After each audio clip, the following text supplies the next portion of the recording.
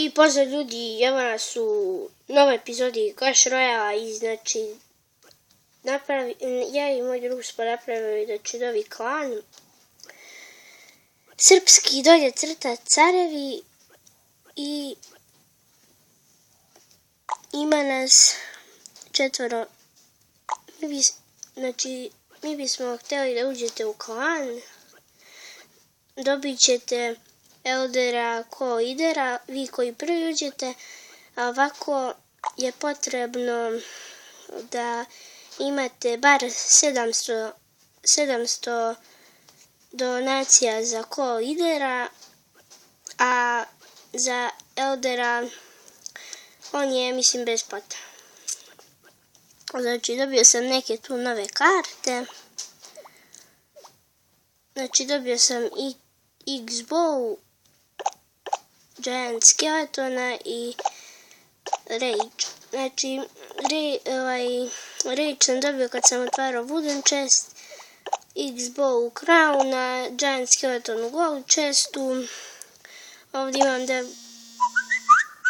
pa neka poruka, ne interesuje, ne veze, vidjet ću pa se. Ovdje imam Knajta kog ja mislim da mogu sada upgradeam, ali neću.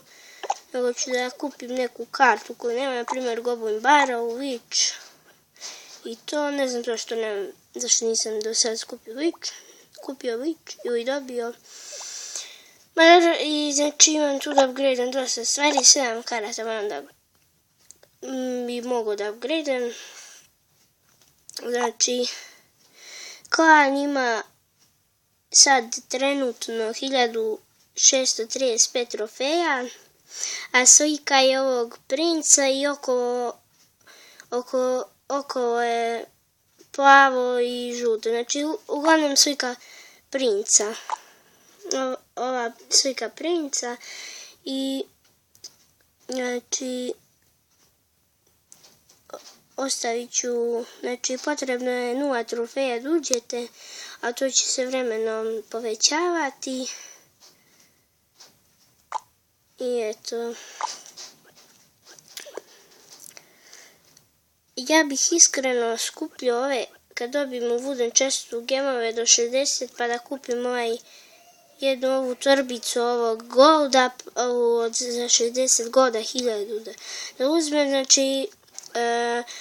Znači evo, moj profil imam 81 pobjede, 45 pobjeda sa sve 3 ove krune, maksimalno trofeja koliko sam imao 809,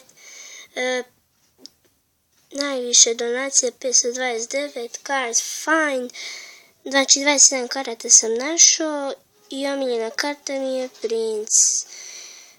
Izvinite, ovo nešto s vama čuje nešto krv, ne znam šta je, znači eto, uđite u klan, ostavit ću ko je lider i to, i eto, vidimo se u sljedećem klipu, pozdrav.